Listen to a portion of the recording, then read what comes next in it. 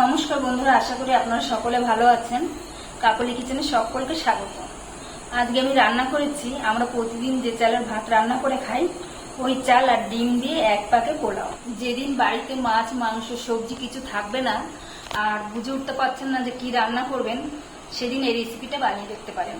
তাহলে চলুন কিভাবে রান্না করেছি দেখা যাক। এখানে আমি চাল নিয়ে নিচ্ছি, প্রতিদিন যে চালের ভাত রান্না করা হয় ওই চালটাই আমি নিয়েছি। 2 গ্লাসের একটু বেশি নিলাম, এই ছোট গ্লাসের 2 গ্লাসের একটু বেশি নিয়েছি। প্রতিদিন যে চালের ভাত রান্না হয় ওই চালটাই আমি নিয়েছি। আপনারা চাইলে এখানে বাসমতি কিংবা গোবিন্দভোগ চালও নিতে পারেন। আমি এই চালটা দিয়েই করবো। এটাকে আমি এখন ভালো করে একটু ধুয়ে নেব। চালটাকে আমি ভালো করে ধুয়ে নিয়েছি, 3-4 বার পরিষ্কার করে জল পাল্টে ধুয়ে নিয়েছি। এখন আমি জলে ভিজিয়ে রেখে দেবো 20 মিনিটের জন্য। এখানে আমি কড়াইতে সাদা তেল গরম বসিয়েছি। এখন আমি এর মধ্যে দিয়ে দিচ্ছি ডুমো ডুমো করে কেটে রাখা আলু।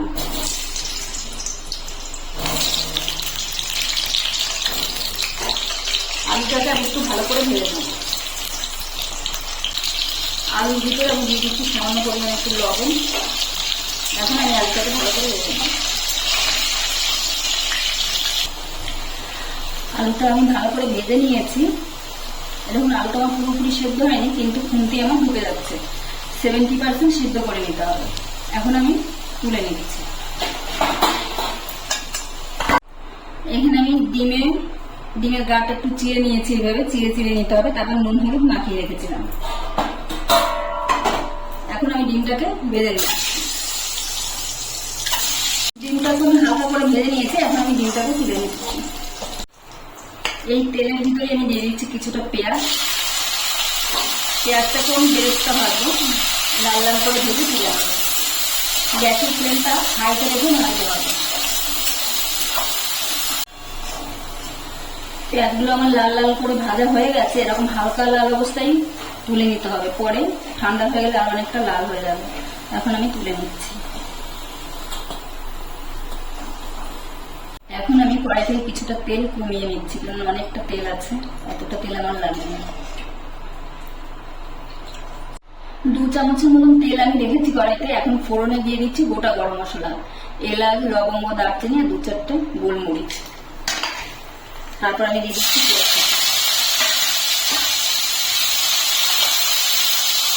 পেঁয়াজটাকে প্রথমে একটু ভেজে নেব।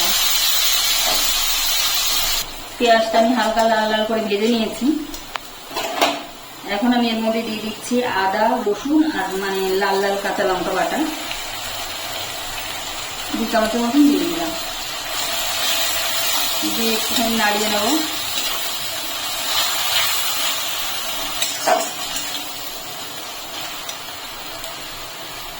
তারপরে আমি দিয়ে দিচ্ছি একটা টমেটো কুচি, দিচ্ছি পরিমাণ মতন লবণ। এখন মশলাটা আর একটু কষিয়ে নেব। গুঁড়ো মশলা দিচ্ছি, ছোট 1 চামচ ধনের গুঁড়ো, 3 চামচের মতন ছোট জিরের গুঁড়ো, দিচ্ছি হলুদের গুঁড়ো, আর এখানে দিচ্ছি আমি বিরিয়ানি মশলা। আপনাদের কাছে থাকলে দেবেন, না থাকলে কোনো অসুবিধা নেই। চিকেন মশলা যদি থাকে চিকেন মশলাও দিতে পারেন। আমি কাঁচা লঙ্কা বাটা দিয়েছি, এই জন্য আমি শুকনো লঙ্কা দিচ্ছি না। আপনারা চাইলে এখানে শুকনো লঙ্কা গুঁড়ো দিতে পারেন। এখন মশলাটাকে আমার ভালো করে কষিয়ে নিতে হবে। এখন আমি এর মধ্যে একটু জল দিয়ে দিচ্ছি। জল দিয়ে সামান্য পরিমাণে একটু জল দিয়ে একটু ভালো করে কষিয়ে নেব।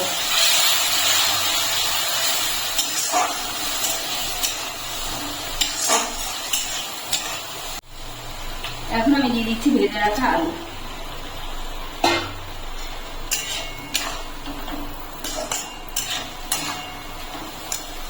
এখন যে চালটা আমি ভিজিয়ে রেখেছিলাম, জলটা ঝরিয়ে নিয়েছি, চালটাও দিয়ে দিচ্ছি। এখন চালটা দিয়ে একটু কষিয়ে নিতে হবে।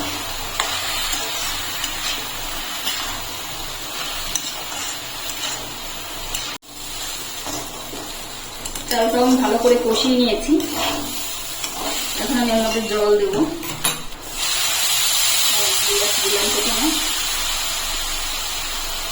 2 গ্লাস, 3 গ্লাস, 4 গ্লাস, 5 গ্লাস। এখানে আমি 5 গ্লাস জল দিয়েছি। আমি আরো 1 গ্লাস দেবো, কারণ এটা আমার রোজগার ভাত রান্না করা চাল, সেজন্য আর 1 গ্লাস জল বেশি লাগবে। আপনারা যদি গোবিন্দভোগ চাল দিয়ে করেন বা বাসমতি চাল দিয়ে করেন, তাহলে যতটা চাল নেবেন তার ডবল জল দিতে হবে। আমি 1 গ্লাস জল বেশি দিচ্ছি। আমি এর মধ্যে দিয়ে দিচ্ছি 4টে গোটা কাঁচা লঙ্কা। এখন আমি টক করে একটু ফুটিয়ে, 7 মিনিট আমি টক করে ফুটিয়ে নিয়েছি। জলটা অনেকটা শুকিয়ে গেছে। এখন দেখুন মানে কতটা জল আছে, এখন খুব বেশি জল নেই। এখন লবণটা চেক করে নিতে হবে। আমার লবণটা চেক করেছি, কম আছে। এখন লবণটা দিয়ে দিচ্ছি, আর দিয়ে দিচ্ছি অল্প করে একটু চিনি। এখন দিয়ে দিচ্ছি ভেজে রাখা ডিমগুলো।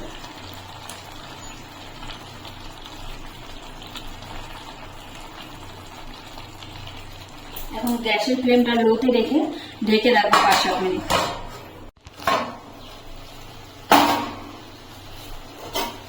5-6 মিনিট পর আমি ঢাকা খুলে নিলাম। এখন একটু নাড়িয়ে চেড়ে দিচ্ছি।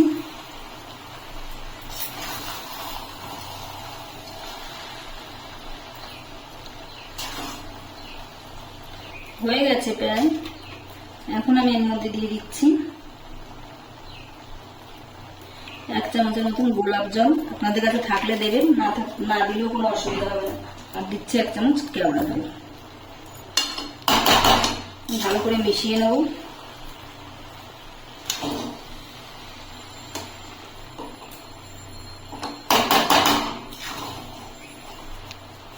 দেখুন চালটা আমার সুন্দর সেদ্ধ হয়ে গেছে। একটা হাতে নিয়ে এরকম দেখতে হবে। দেখুন চাল দিলে গলে যাচ্ছে, একদম ঘেটেও যায়নি আর সেদ্ধও হয়ে গেছে।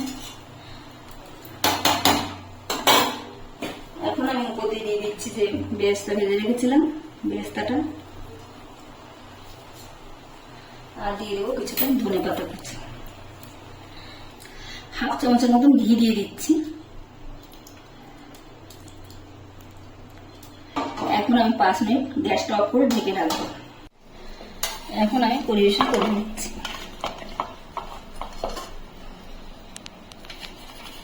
দেখুন বন্ধুরা কতটা ঝুরঝুরে হয়েছে, আর চালগুলো আমার সুন্দর সেদ্ধ হয়ে গেছে। রেসিপিটি যদি ভালো লাগে তাহলে একটা লাইক, কমেন্ট ও সাবস্ক্রাইব করে পাশে থাকার অনুরোধ রইল। আর যারা ফেসবুক থেকে দেখছেন তারা অ্যাকাউন্টটিকে ফলো করবেন।